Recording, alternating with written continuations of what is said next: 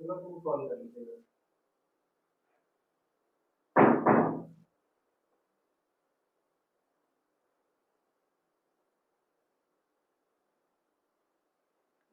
Hello students, good evening सभी को। स्वागत है आप सभी का हमारे चैनल डीएनएस यूजी क्लासेस में।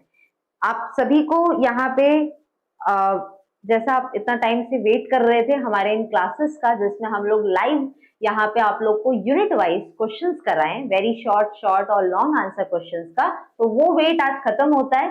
आज से हम लोग ये लाइव क्लासेस लेकर आ गए हैं यूट्यूब पे, जिसमें आज से हम लोग यहाँ पे वेरी शॉर्ट शॉर्ट और लॉन्ग आंसर क्वेश्चंस को यहाँ पे डिस्कस कराएंगे हर यूनिट में से। तो यहाँ पे आज जैसा कि आप सभी जानते हैं कि बॉटनी में हमारे पास टोटल 8 यूनिट्स हैं बच्चों। अब इन 8 यूनिट में से हर यूनिट से जो इंपॉर्टेंट क्वेश्चंस जो आपके हाई चांसेस बनते हैं जहां से एग्जाम्स में क्वेश्चन आने के, वो क्वेश्चंस आज के इस क्लास में हम लोग डिस्कस करेंगे और इसी तरह से ये आगे भी चलेगा। ठीक है, तो जल्दी से जल्दी सेशन को ज्वाइन कर लीजिए। मैं यहाँ पर लाइव आ चुकी हूँ और जो लोग यहाँ ज्वाइन कर चुके हैं सेशन, वो एक बार फटाफट से सेशन शेयर कर दीजिए अपने उन सारे फ्रेंड्स के साथ जो आप सभी के साथ इस बार फर्स्ट सेमेस्टर के एग्जाम्स देने वाले हैं। अभी आज के इस क्लास में तो फर्स्ट सेमेस्टर के यहाँ पे क्वेश्चंस हैं जिसको डिस्कस किया जा रहा है यूनिट वाइज। आगे आपको थर्ड सेमेस्टर के लिए भी यही अपॉर्चुनिटी मिलने वाली है। ठीक है, तो सभी के लिए ये क्लासेस रहने वाली है आज। हालांकि ये जो क्लास है ये पहले फर्स्ट सेमेस्टर के बच्चों के लिए है। ठीक है, सभी को गुड इवनिंग। जो बच्चे यहाँ पे जुड़ चुके हैं भाई, Subhash Kishan good evening, Ranjana good evening. तो भाई सब आ जाओ, फटाफट से ज्वाइन कर लो सेशन। अब इस तरह से हम लोग यहाँ पे आज की प्रिपरेशन करेंगे, सारे इंपॉर्टेंट क्वेश्चंस को ऐसे देखेंगे जिससे मैक्सिमम टॉपिक्स हमारे इस यूनिट से कवर भी हो जाएंगे और साथ ही साथ हम लोग क्वेश्चन के टाइप्स को भी देख लेंगे कि किस तरह से क्वेश्चंस हैं जो कि यहाँ से पूछा जाता है। ठीक है, हेलो महेंद्र यादव, जितने भी बच्चे जुड़ गए सभी को हेलो हाय गुड इवनिंग सभी को बच्चों को। ठीक है, चलो तो शुरू किया जाए भाई सेशन। लेट हम कर नहीं सकते क्योंकि हमारे पास अभी पूरा यूनिट से हमें क्वेश्चंस को डिस्कस करना है, तो बिना देरी किए आइए सेशन को स्टार्ट करते हैं। ठीक है, चलो तो भाई सबसे पहले हम लोग यहाँ पे जो क्वेश्चंस डिस्कस करेंगे वो है वेरी शॉर्ट आंसर क्वेश्चंस। ठीक, अच्छा ये जो सेशन आज से शुरू हो रहा है इसके बारे में भी और भी इंफॉर्मेशन है जो मैं बीच बीच में आपको इस सेशन के देते रहूंगी। अभी फिलहाल के लिए स्टार्ट करने दीजिए मुझे ये सेशन, और सारे डाउट्स आपके क्लियर मैं कर दूंगी कि किस टाइम पे क्लासेस रहेगी, कब कब आपकी क्लासेस रहेगी और यूनिट वाइज हम लोग इसे कैसे डिस्कस करेंगे। साथ ही साथ अगर आप इंटरेस्टेड हैं सेमेस्टर कोर्स भी पढ़ने पे, तो यहाँ इसके लिए आपको क्या स्टेप्स फॉलो करने हैं अगर आप हमारे बैच के साथ में जुड़ना चाहते हैं। तो अगर आप यहाँ पे हमारे ऐप के पे क्लासेस को ज्वाइन करना चाहते हैं तो उनके लिए भी वो उसके लिए भी क्या क्या स्टेप्स है उसको भी हम लोग आज के इस क्लास में डिस्कस करेंगे। ठीक है बच्चों, चलो तो सबसे पहले very short answer type questions देख लेते हैं जहां पे आपको बहुत कुछ नहीं लिखना होता है। हेलो आंचल, तनिषा, किशन, अजय, महेंद्र सभी को आज फर्स्ट डे है महेंद्र। अच्छा ठीक है, ओके भाई, देखते हैं आज आपका फर्स्ट डे कैसा जाता है। ठीक है, चलो तो सबसे पहले शुरू करते हैं बच्चों वेरी शॉर्ट आंसर क्वेश्चन से। सबसे पहला टॉपिक इसमें पूछा, अब देखो वेरी शॉर्ट आंसर क्वेश्चंस में आपको हार्डली 4 to 5 लाइंस लिखनी होती है, बहुत ज्यादा इसमें लिखने की जरूरत नहीं है। अब इसमें आप देख सकते हैं कि आपको 3 मेथड्स के बारे में यहाँ पे पूछ रहा है और इन तीनों मेथड्स में हम देखें तो सबसे पहला यहाँ पे है हमारे पास ऑटोक्लेव। ऑटोक्लेव क्या होता है बच्चों? ऑटोक्लेव क्या होता है? ऑटोक्लेव बच्चों एक मशीन है। ठीक है, कैसी मशीन होती है? ये एक ऐसी मशीन होती है जो कि आपको ऐसा लगेगा जैसे कि एक कुकर दिखता है, उस तरह से ये ऑटोक्लेव मशीन दिखती है और इसके अंदर क्या होता है, स्टेरिलाइजेशन किया जाता है। अब भाई ये स्टेरिलाइजेशन क्या है? स्टेरिलाइजेशन एक ऐसी प्रोसेस होती है, ठीक है, तो स्टेरिलाइजेशन एक ऐसी प्रोसेस होती है बच्चों जिसमें हम लोग किसी भी इंस्ट्रूमेंट को अगर इस इक्विपमेंट के अंदर डाल दें तो हम उसको माइक्रोब फ्री बना देते हैं, मतलब उसके अंदर कोई कीटाणु कोई भी माइक्रोब नहीं रहेगा। एक तरह का ये कुकर जैसा सेटअप होता है अगर मैं ऑटोक्लेव की यहाँ पे बात करूं तो। ठीक है, मे बी आगे के सेटअप्स में पता नहीं डिस्कस किया है कि नहीं। नहीं, ऑटोक्लेव नहीं है। अच्छा हाँ है, ठीक है। ये देखो, तो ऑटोक्लेव बच्चों कुछ इस तरह का मशीन होता है जो कि दिखने में रहता है, और इस तरह के मशीन के अंदर ये देखो, दिखने में लग रहा है ना, ये जो घर में जिसमें आपके चावल और दाल बनता है उस तरह का सेटअप लग रहा है, तो एक्चुअल में ये वर्क उसी पे करता है, प्रेशर पे वर्क करता है। इसको खोल कर क्या किया जाता है, इसमें आपको कोई भी इंस्ट्रूमेंट है, जैसे आप अभी लैब जाते होंगे तो आप देखते होंगे टेस्ट ट्यूब्स होते हैं, वॉच ग्लास होती है, ठीक है, फ्लास्क होते हैं, कोनिकल फ्लास्क होते हैं, बीकर होता है। अगर आपको कोई भी एक एक्सपेरिमेंट करना है जहाँ पे आपको किसी माइक्रोब को ग्रो कराना है, तो आप चाहेंगे ना कि भाई वो जो इंस्ट्रूमेंट है वो पहले से उस पर कोई माइक्रोब ना रहे, राइट। तो उसके लिए हम क्या करते हैं, उसको माइक्रोब फ्री बनाने के लिए, उसको पूरी तरह से स्टेरिलाइज करने के लिए हम क्या करते हैं, सारे इक्विपमेंट्स को इसके अंदर डाल देते हैं।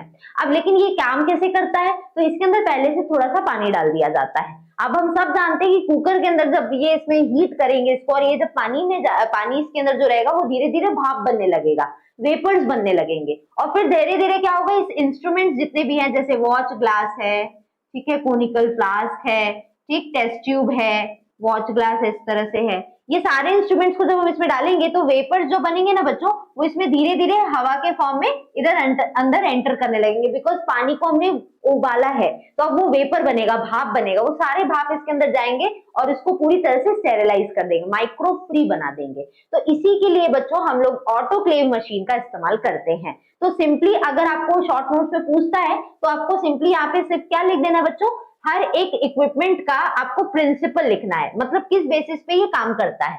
तो प्रिंसिपल क्या कहते हैं बच्चों, इसका बोलता है ये ऑटोक्लेव स्टीम का यूज करता है, भाप का यूज करता है स्टेरिलाइजेशन के लिए, माइक्रो फ्री बनाने के लिए। और बेसिक प्रिंसिपल ऑटोक्लेव का क्या है कि जो भी यहाँ पे आइटम्स है विद इन द ऑटोक्लेव, जो भी आइटम्स हम इसके अंदर, जो भी इंस्ट्रूमेंट हम इस ऑटोक्लेव में डालते हैं, वो जैसे ही स्टीम के कांटेक्ट में आते हैं वो पूरी तरह से क्या हो जाते हैं, पूरी तरह से यहाँ पे ये माइक्रो फ्री हो जाते हैं। प्लस पॉइंट ये भी है कि इस इंस्ट्रूमेंट का हम यूज तब ज्यादा करते हैं जब हमारे पास कोई कांच की, शीशे की, ये सारी चीजें, क्योंकि अगर हम इसको डायरेक्ट हीट करेंगे तो ये कह सकते हैं इनमें वो क्रैक आ जाएगा, ये फट भी जाएंगे, ये बर्स्ट भी कर सकते हैं, फट भी सकते हैं। तो इसके लिए हम ऑटोक्लेव मशीन का यूज ज्यादा करते हैं जब हमें ग्लासवेयर, कांच की चीजों को ज्यादा स्टेरिलाइज कराना है। समझ में आई बच्चों ये बातें?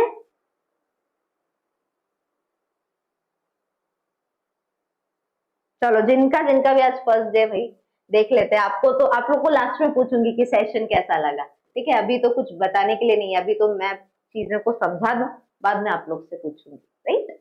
तो ये हो गया बच्चों ऑटोक्लेव। इसमें आप प्रिंसिपल लिखेंगे, जब भी शॉर्ट नोट्स लिखना है तो डायरेक्ट बात करेंगे कि भाई ये किस बेस पे काम करता है। दूसरा है बच्चों इमोबिलाइजेशन मेथड्स। भाई इमोबिलाइजेशन क्या होता है, इम मतलब कि मोबिलाइज करना, मतलब मूव करना, मोबिलाइज करने का मतलब क्या होता है, मूवमेंट से होता है, ठीक है, मोबिलाइज करने का मतलब मूवमेंट। और इमोबिलाइज लिखा है, इसका मतलब क्या है, इमोबिलाइज करने का मतलब क्या है, मूवमेंट को रोक देना। तो movement, to stop the movement, रोक देना, स्टॉप द मूवमेंट, मूवमेंट को रोकने के लिए हम लोग इमोबिलाइजेशन टेक्निक का इस्तेमाल करते हैं। अब इसके लिए हम करते क्या है, मूवमेंट रोकने के लिए हम किस चीज को रोकते हैं भाई, बात ये होती है। तो यहाँ हम एंजाइम्स को रोकते हैं, ठीक है। ये एक टेक्निक है जिससे हम क्या करते हैं बच्चों, एंजाइम इंट्रैपमेंट करते हैं, एंजाइम्स को एक जगह जकड़ देते हैं, एक जगह उसको रोक देते हैं, जो उसको पकड़ के रख देते हैं। तो एंजाइम एंट्रैपमेंट का ये टेक्निक है जिससे हम मूव करने वाले एंजाइम को एक जगह रोक देते हैं, इसी को बोला जाता है इमोबिलाइजेशन टेक्निक। समझ में आई बात? अब ये जो इमोबिलाइजेशन टेक्निक है उसमें आप यहाँ पे देखेंगे तो आपको बहुत सारे अलग अलग मेथड्स मिल जाएंगे। जैसे कि एक मेथड है यहाँ पे इंट्रैपमेंट थ्योरी, इंट्रैपमेंट मेथड, यहाँ पे जकड़ दिया, इंट्रैप कर दिया, रोक दिया, ठीक है। तो इस तरह से इंट्रैपमेंट मेथड जो है वो इस तरह से इमोबिलाइजेशन का एक पहला मेथड है जो निकल कर आता है।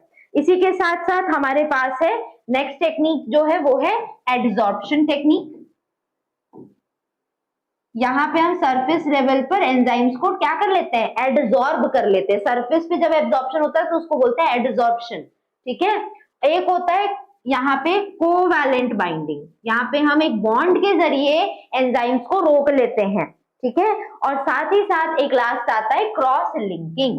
तो आप सिंपली यहाँ पे जब भी आएगा आपको शॉर्ट नोट्स में इसमें इमोबिलाइजेशन मेथड्स के बारे में लिखने के लिए तो आप इन चीजों को मेंशन कर सकते हैं कि भाई एक टेक्निक है जिससे हम मूवमेंट रोकते हैं, किसका, एंजाइम्स का। एंजाइम्स को एक जगह रोकने का काम करते हैं जो कि बहुत सारे जगह पे यूज आता है, ठीक। और इससे एंजाइम इंट्रैपमेंट के लिए हम लोग बहुत सारे टेक्निक्स के जरिए एंजाइम्स को एक जगह रोक सकते हैं, इमोबिलाइज कर सकते हैं, जिसमें एड्सॉर्प्शन एक मेथड है, इंट्रैपमेंट एक मेथड है, कोवैलेंट एक मेथड है और क्रॉस लिंकिंग एक मेथड है। इन सभी के जरिए हम एक बॉन्ड बनाते हैं, जिससे एंजाइम जो कि एक जगह से दूसरी जगह जा रहा था उसको बॉन्ड बनाने की वजह से हमने वहीं पर रोक दिया, तो इसको बोलते हैं इमोबिलाइजेशन मेथड।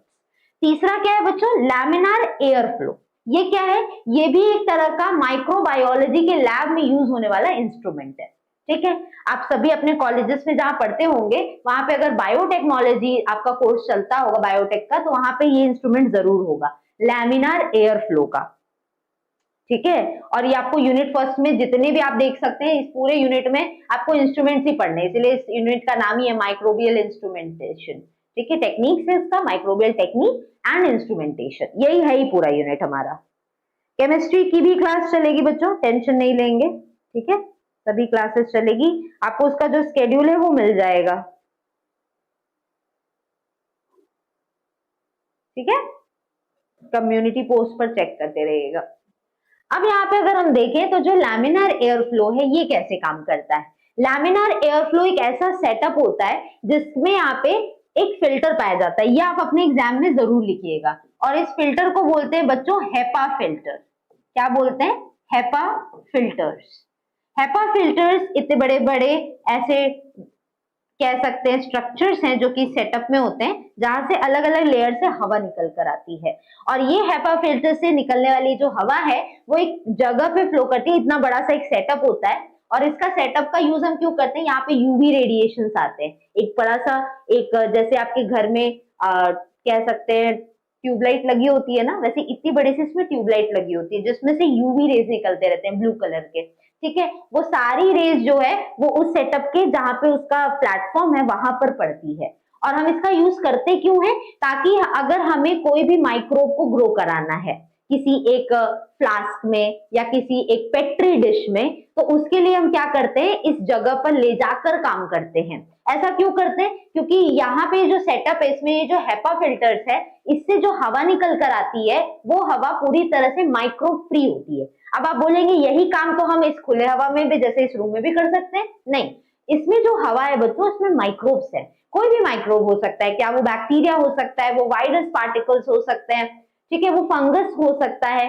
तो इस हवा में बहुत सारे माइक्रोब्स हैं, लेकिन अगर हम चाहते हैं कि हम एक कोई काम कर रहे हैं जिसमें एयर जो है वो पूरी स्टेरिलाइज्ड हो, उसमें माइक्रोब्स ना हो, तो उसके लिए हम ये जो पूरा काम है, जो एक्सपेरिमेंट है, ये हम कहाँ कर सकते हैं, लैमिनार एयर फ्लो के सेटअप में कर सकते हैं, ठीक है। तो इस एयर फ्लो, देखो नाम में लिखा हुआ है एयर फ्लो, इसमें से हवा अंदर जाती रहती है और इस सेटअप में, और ये हवा एकदम क्लियर और एकदम क्लीन एयर होती है जिसमें माइक्रोब्स नहीं पाए जाते हैं, स्टेरिलाइज्ड एयर होती है, और यूवी रेडिएशंस भी आते रहते हैं, और इसी के अंदर हम पूरा जो है अपना माइक्रोब्स का कोई भी काम हमें करना है, कोई माइक्रोब को ग्रो कराना है, वो सारा काम हम इसमें प्लेटफॉर्म में अपना ऐसा दोनों हाथ रख के काम ये कर सकते हैं। तो ये रहे बच्चों 3 इंपॉर्टेंट क्वेश्चंस जो कि आपको वेरी शॉर्ट आंसर क्वेश्चन से पूछ सकता है, ठीक है। आगे बढ़े, नेक्स्ट क्वेश्चन की तरफ बढ़ते हैं, जहां पे अब हम लोग यहाँ पे बात करेंगे शॉर्ट आंसर क्वेश्चंस की, ठीक है। वेरी शॉर्ट हो गया, अब कुछ बात कर लेते हैं शॉर्ट आंसर क्वेश्चंस की, जो कि आपको इस यूनिट से पूछ सकता है, राइट। शॉर्ट आंसर क्वेश्चन, भाई इसमें सबसे पहला क्वेश्चन पूछ रहा है how does a light microscope work. भाई एक लाइट माइक्रोस्कोप जो है उसका वर्किंग सिस्टम क्या है, वो कैसे काम करता है। तो लाइट माइक्रोस्कोप आपको यहाँ पे दिख रहा है, ठीक है। अब लाइट माइक्रोस्कोप आप जहां पे भी एडमिशन लिए अभी सारे लोग कॉलेजेस में, वहां पे माइक्रोस्कोप तो आई थिंक सभी ने यूज कर लिया होगा, है कि नहीं। गुड इवनिंग अनुष्का गौतम, हीरावती कुमारी गुड इवनिंग, ठीक है। देखो इधर बच्चों, तो मैं नेक्स्ट क्वेश्चन, अब हमारा सेकंड पार्ट पे आ गया हम हमारे इस यूनिट के, जिसमें हम लोग बात कर रहे हैं शॉर्ट आंसर क्वेश्चंस की। पहला क्वेश्चन इसमें पूछा है, how does a light microscope work? भाई एक लाइट माइक्रोस्कोप किस तरह से काम करता है? तो इसके लिए हमें क्या लिखना होगा? अगर इस तरह से क्वेश्चन आता है तो हमें क्या चीजें लिखनी होगी? हमें बताना होगा भाई कि इसमें ये पार्ट्स पाए जाते हैं। तो आप क्या कर लेंगे, सबसे पहले तो एक छोटा सा डिस्क्रिप्शन दे देंगे जिसमें उसका डिस्कवरी या इन्वेंशन बता दिया आपने, डिस्कवरी इन्वेंशन, ठीक है। इन्वेंशन आपने जिसने किया है, जिस साइंटिस्ट ने, उसका नाम बता देंगे, और उसके बाद उसके डिफरेंट पार्ट्स हैं जो कि इस पूरे बॉडी में माइक्रोस्कोप के पाए जाते हैं, वो एक सब हेडिंग के तौर पर डाल देंगे, ठीक है। जैसे देखो, जिसको इसको मैं अंडरलाइन कर रही हूँ, सब हेडिंग है। अब उसके बारे में कुछ कुछ एक एक दो दो लाइन लिख देंगे। इतना अगर आप लिखते हैं तो शॉर्ट आंसर क्वेश्चंस के लिए ये चीजें सफिशिएंट होगी। हालांकि एक चीज दिमाग में बैठा लीजिए बच्चों, अभी तक आप 12th जो पास करके आए हैं उसमें आपने हर जगह डायग्राम्स नहीं बनाए होंगे, लेकिन जब आप यूनिवर्सिटी के एग्जाम्स में आप बैठ रहे हैं तो यहाँ पे आपका डायग्राम्स बनाना जरूरी है। वेरी शॉर्ट आंसर क्वेश्चन में डायग्राम्स आप नहीं बनाएंगे तो चलेगा, बट शॉर्ट और स्पेसिफिकली लॉन्ग आंसर क्वेश्चन में आपको डायग्राम्स बनाना बहुत ज्यादा जरूरी है, नहीं तो मार्क्स जो है वो अच्छे नहीं मिलते हैं, ठीक है। तो इस तरह से आप अपनी कॉपीज लिखेंगे। आपको मैं साथ ही साथ जब मैं ये क्वेश्चंस बता रही हूँ ना, तो मैं आप लोग को टेक्निक्स भी बताऊंगी किस तरह से आंसर्स लिखे जाते हैं, और आप देखिएगा, बिलीव नहीं करेंगे, लेकिन जब आपके रिजल्ट आएंगे तो आप बाकियों से बेटर स्कोर कर रहे होंगे, राइट। देखो, तो लाइट माइक्रोस्कोप की अगर वर्किंग की बात करें तो लाइट माइक्रोस्कोप में इन्वेंशन किसने किया था? जैनसन और जैनसन ने, ठीक है। इन दोनों ने मिलकर यहाँ पे लाइट माइक्रोस्कोप को इन्वेंट किया था। अब इसके अगर हम पार्ट्स की बात करें तो इसमें एक बॉडी ट्यूब है, एक रोटेटिंग नोज पीस है, ऑब्जेक्टिव लेंस है, और साथ में यहाँ पे आईपीस लेंस है। इसको मैं जूम इन करके इधर से दिखा देती हूँ। ये जो लिखा है चीजें बच्चों, ये आप जब पीडीएफ आपको मिलेगा तो उसमें आप इसको आराम से पढ़ लीजिएगा, वो आपके लिए हेल्पफुल रहेगा, बिकॉज हर समय तो आप मेरे लेक्चर्स देखेंगे नहीं, एक बार देख लो उसके बाद आप पीडीएफ पढ़ेंगे, राइट। अच्छा, पीडीएफ की बात आ रही है तो बता दूं, फ्री पीडीएफ आपको आज के इस लेक्चर नोट्स का मिल सकता है। सिंपली 2 स्टेप्स फॉलो करने हैं। पहला, डीएनएस एजुकेयर ऐप डाउनलोड कर लो फटाफट से प्ले स्टोर से, और उसके बाद आप उसमें चले जाएंगे फ्री मटेरियल सेक्शन में। फ्री मटेरियल सेक्शन में जहां जाएंगे वहां पर आपको आज का ये जो लेक्चर है इसके पीडीएफ जो है फ्री मटेरियल सेक्शन में मिल जाएंगे। वहां टैप करके आप इसको डाउनलोड करके अपने पास रख सकते हैं, ठीक है बच्चों। तो इस तरह से ये 2 स्टेप्स फॉलो करने, और आज का पीडीएफ, आज के इस लेक्चर का पीडीएफ आपके पास होगा। चलो, तो सबसे पहले बच्चों यहाँ पे अगर हमें सेटअप की बात करें तो जहां से हम इसको माइक्रोस्कोप को होल्ड करते हैं, जहां से पकड़ते हैं, वो ये पार्ट है, ये वाला पार्ट, ठीक है। और इस पार्ट को हम लोग क्या बोलते हैं? बॉडी ट्यूब बोलते हैं। क्या बोलते हैं इसको? बॉडी ट्यूब, ठीक है। ये इसकी मेन बॉडी है, ये वाला जो पार्ट है जहां से आप इसको होल्ड भी करते हैं। अगर माइक्रोस्कोप को उठा के एक जगह से दूसरी जगह करना है तो आप इस ट्यूब का यूज करते हैं। उसी के साथ साथ आप यहाँ पे देख रहे हैं लेंसेस लगी होती है। इस लेंस में से ये वाला जो लेंस है, यहाँ पे आप अपनी आईज रख के उसमें माइक्रोस्कोप में देखते हैं। तो जब आप इस लेंस के पास अपनी आंखें रखते हैं तो इस लेंस का नाम क्या पड़ जाता है? Eyepiece lens. सिंपल है, याद रखना। और दूसरा लेंस जो है वो आप देखेंगे तो एक हो गया आईपीस लेंस, दूसरा लेंस आप देखेंगे तो ये यहाँ पे होता है, ये स्टेज है जहाँ पे आप जिस भी चीज को माइक्रोस्कोप में देखना चाहते हैं उसको यहीं रखते हैं स्टेज के ऊपर। अब इसके पास वाली जो लेंस है वो ऑब्जेक्ट के पास है। ऑब्जेक्ट वो चीज हम जिसको बोल रहे हैं, जिसको हमें माइक्रोस्कोप में देखना है। तो यहाँ पे ये जो चीज इधर लगी हुई है उसके पास वाली जो लेंस है, ऑब्जेक्ट के पास वाली, इस लेंस का नाम इसलिए क्या पड़ता है? Objective lens. बड़ा आसान है, इसको याद रखना। आईज के पास वाली जो लेंस है आईपीस, ऑब्जेक्ट के पास जो है ऑब्जेक्टिव, ये जो ट्यूब है इसको बोल रहे हैं बॉडी ट्यूब। अब इसके अलावा यहाँ पे अगर हम देखें, अब देखो ये यहाँ से देखो, ये वाले को क्या बोलते हैं? आर्म बोलते हैं, और बॉडी ट्यूब इसको बोलते हैं। ये वाला जो पार्ट है ना, जो दोनों लेंसेज के बीच में पड़ रहा है, ये हो गया बॉडी ट्यूब। अब इसके अलावा अगर हम यहाँ पे देखें तो आपको यहाँ पे साथ ही साथ देखने को मिलेगा 2 तरह के स्क्रू, ठीक है। एक बड़ा स्क्रू दिख रहा है, एक थोड़ा सा छोटा स्क्रू दिख रहा है।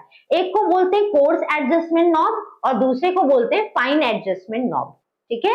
तो ये 2 तरह के नॉब है। ये स्क्रू जब हम ढीला या ऊपर नीचे रोटेट करते हैं इसको जब हम, तो ये क्या होता है, ये जो स्टेज आपको दिख रहा है, ये जो स्टेज है, ये स्टेज इस बॉडी ट्यूब से पास या दूर हो सकती है। मतलब आपको इस बॉडी ट्यूब को स्टेज के पास ले जाना है या दूर ले जाना है, उसके लिए उसका कंट्रोल सिस्टम ये 2 होते हैं। एक हो गया फाइन एडजस्टमेंट नॉब और दूसरा हो गया कोर्स एडजस्टमेंट नॉब, ठीक है। अब आप यहाँ पे अगर देखेंगे तो आपको यहाँ पे देखने को मिल रहा है रोटेटिंग नोज पीस भी। अब रोटेटिंग नोज पीस क्या है बच्चों, जहां से ये वाला पार्ट, जहां से हम क्या करते हैं, इसको रोटेट कर सकते हैं। आप अगर माइक्रोस्कोप यूज किए होंगे तो आप देखे होंगे जहां पे ऑब्जेक्टिव लेंस होता है ना, वहां पे 2 लेंसेज एटलीस्ट होते हैं। तो अगर आपको लेंस को घुमाना है, कोई दूसरी लेंस यूज करनी है, तो इसको आपको रोटेट करना पड़ेगा ना, तो इसीलिए इस पोर्शन को बोलते हैं रोटेटिंग नोज पीस, जहां पे 2 लेंसेज एटलीस्ट होते हैं, ऑब्जेक्टिव लेंसेज जहां पे होते हैं। ठीक है। अब उसके अलावा यहाँ पे अगर हम लोग स्टेज क्लिप्स की बात करें, तो स्टेज के ऊपर 2 क्लिप होती है, जिसकी मदद से अगर आपने स्लाइड पर जो भी सैंपल रखा है उसको वहीं पर एडजस्ट कर सकते हैं, फिक्स कर सकते हैं। तो फिक्स करने के लिए 2 क्लिप्स लगी होती है, जो कि पूरी तरह से जैसे ऐसे स्लाइड है तो उसके ऊपर इस तरह से ऐसे क्लिप्स लगी होगी, जो उसको हिलने डुलने नहीं देगी, एक जगह फिक्स रखेगी। तो स्टेज पे क्लिप्स पाई जाती है। ठीक है। अब यहाँ पे अगर हम आगे बढ़े इसके फंक्शंस में, तो हमें यहाँ पे फाइन एडजस्टमेंट नॉब मिलता है और course adjustment knob. Course adjustment वाला जो नॉब है वो स्टेज को अप एंड डाउन करता है। स्टेज मैंने बताया ना, ये स्टेज को इस बॉडी ट्यूब से दूर या पास करता है। तो कोर्स एडजस्टमेंट वाला जो नॉब होगा वो इसी काम को जल्दी जल्दी करेगा। मतलब ये क्या होगा, ये तेजी से ऊपर नीचे हो सकेगा अगर हम ये वाली नॉब, कोर्स एडजस्टमेंट वाली नॉब को घुमाते हैं। अगर वही हम फाइन एडजस्टमेंट वाली नॉब को घुमाएंगे, प्रोसेस यही होगी, स्टेज के आस पास जाएगा बॉडी ट्यूब, दूर या पास, लेकिन यही प्रोसेस धीरे से होगी, आराम से होगी। तो ये 2 डिफरेंसेस होते हैं। उसके साथ आपको डायफ्राम मिलता है। डायफ्राम क्या है, ये एडजस्ट करता है कितनी लाइट जो है वो लाइट सोर्स से पड़ेगी स्लाइड पर। ठीक है। लाइट सोर्स क्या है, जहां से लाइट आ रही है, चाहे वो सन की लाइट हो सकती है, या तो कई बार कुछ माइक्रोस्कोप्स में क्या होता है, नीचे एक मिरर या उसके नीचे आप देखेंगे लाइट का सोर्स लगा होता है, जहां पे बल्ब लगा होगा वहां से लाइट आती रहती है कंटिन्यूअसली। तो आप उसको एक बंद रूम में भी, उसमें जो भी आपको देखना है वो आप देख सकते हैं। ठीक है। उसके लिए आपको धूप की रोशनी की जरूरत नहीं होती है। उसके अलावा ऑक्यूलर लेंस मिला। ऑक्यूलर लेंस क्या है बच्चों, जो कंपाउंड माइक्रोस्कोप का पहला लेंस होता है। ठीक है। उसी को हम लोग क्या बोलते हैं, ऑक्यूलर लेंस। ये ज्यादातर 10x का पाया जाता है। और ये हम लोग, दूसरा हम यहाँ देख रहे हैं स्टेज। स्टेज वो जगह है जहाँ पे हम स्लाइड्स को रखते हैं, और नॉब्स के बारे में बता ही दिया। ठीक है। अच्छा, अब यहाँ पे ऑक्यूलर लेंस और ऑब्जेक्टिव लेंस में और आईपीस लेंस में कंफ्यूज मत होना। ऑब्जेक्टिव लेंस वो था जो कि यहाँ पे ऑब्जेक्ट के पास था। अब लेकिन जो आईपीस लेंस होता है बच्चों, जो यहाँ पे था, इसी का दूसरा नाम होता है ऑक्यूलर लेंस। कंफ्यूज मत होना। तो आई होप आपको सारे पार्ट्स इस माइक्रोस्कोप से समझ में आ गए होंगे। इसी तरह से आपको सब हेडिंग लिख के, डायग्राम बना के आपको ये चीजें एक्सप्लेन करनी रहेगी। क्लियर है। नेक्स्ट क्वेश्चन पे बढ़े। नेक्स्ट क्वेश्चन, अब देखो ये इस तरह से आपको एक क्लियर सेटअप दिख रहा होगा, कैसे एक माइक्रोस्कोप दिखता है। यहाँ पे देखो ये कौन सा पार्ट है, फटाफट से अब चलो कुछ चीजें मुझे क्वेश्चंस बताओ। चलो, ये वाला जो लेंस है बच्चों, इसको क्या बोलते हैं, इसको मैंने ए लेबल किया है। आइडेंटिफाई द लेंस ए, फटाफट से कॉमेंट करो मुझे।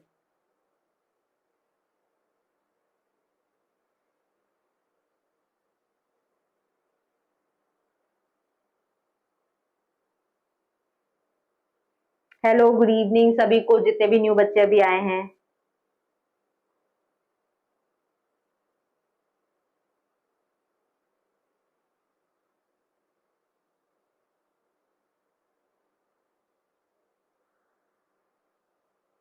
अगर आपका कॉलेज या यूनिवर्सिटी विद्यापीठ से जुड़ा हुआ है, या उससे एफिलिएटेड कॉलेजेस हैं आपके, तो इतना जान लीजिए आपका सिलेबस इसी से मैच करेगा। आप एक बार क्रॉस चेक भी कर सकते हैं। अगर आपके यूनिट फर्स्ट में यहाँ पे आप अपना सिलेबस आपके पास हो गई, आप उस सिलेबस में चेक कर लीजिएगा कि वहां पे अगर आपका माइक्रोबियल इंस्ट्रूमेंट्स और टेक्निक्स और इंस्ट्रूमेंटेशन है पहला यूनिट का नाम, और उसमें अलग अलग माइक्रोबियल जो टेक्निक्स है, जैसे कि आपने इंस्ट्रूमेंट्स जहाँ पे देख रहे हैं, जैसे लैमिनार एयर फ्लो है, और इमोबिलाइजेशन टेक्निक्स है, और उसके साथ में माइक्रोस्कोप है, light microscope, compound electron microscope, ये अगर सारी चीज आपकी यूनिट फर्स्ट में है, तो आप इस सेशन को जरूर करिए, आपके लिए ये बेनिफिशियल रहेगा। ठीक है। इसी यूनिट से, यूनिट फर्स्ट से मैं आपको इंपॉर्टेंट क्वेश्चन बता रही हूँ। चलो फटाफट, मैंने क्वेश्चन पूछा है बच्चों, जल्दी से मुझे बताएंगे यहाँ पे इसका आंसर क्या होगा। जो मैंने यहाँ पे लेबल किया है, ये जो लेंस है ऊपर की तरफ, ए लेंस, इसको हम लोग क्या बोलेंगे, ऑब्जेक्टिव लेंस है या ये आईपीस लेंस है? फटाफट से कमेंट करिए। चलो बताओ फटाफट से, ये कौन सी लेंस होगी बच्चों, जो ए जिसको मैंने लेबल किया है? चलो मैं वेट कर रही हूँ आंसर का। बिल्कुल सही आदित्य, वेरी गुड। तो इसका आंसर क्या हो जाएगा, ये आईपीस लेंस है, क्योंकि यहीं पे आप अपनी आईज रखेंगे ना। आईपीस लेंस बोलो या ऑक्यूलर लेंस बोलो, वही दूसरा जो कि इस स्टेज के पास है, इसको हम लोग बोलेंगे ऑब्जेक्टिव लेंस। अच्छा, अब फटाफट से एक क्वेश्चन का और आंसर दो, उसके बाद हम नेक्स्ट क्वेश्चन पे बढ़ते हैं। ये जो है इसको क्या बोलते हैं, इसको मैं लेबल कर रही हूँ बी। बताओ इसको क्या बोलते हैं, जहां पे ऑब्जेक्टिव लेंसेस लगी हुई है इस पोर्शन को क्या बोलते हैं, अभी अभी बताया है। डी जिसको मैंने लेबल किया है, इसके लिए आंसर फटाफट से कमेंट करके मुझे बताओ इस रीजन को क्या बोलते हैं जहां पे ऑब्जेक्टिव लेंसेस होती है, एक या एक से ज्यादा ही है तो। चलो आंसर देते रहना मुझे, मैं अभी कमेंट चेक कर लूंगी। बढ़ते हैं नेक्स्ट क्वेश्चन की तरफ। नेक्स्ट क्वेश्चन हमारा शॉर्ट आंसर क्वेश्चन में, right short notes on magnification and resolution.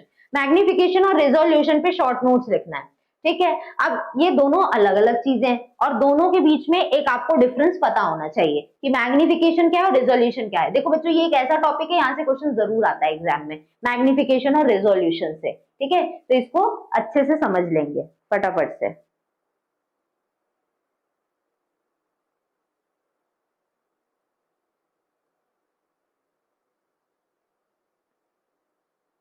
Hello साक्षी, कोमल, सभी को फटाफट से चलिए आंसर दीजिए बच्चों, जो अभी बी लेबल कराया था मैंने।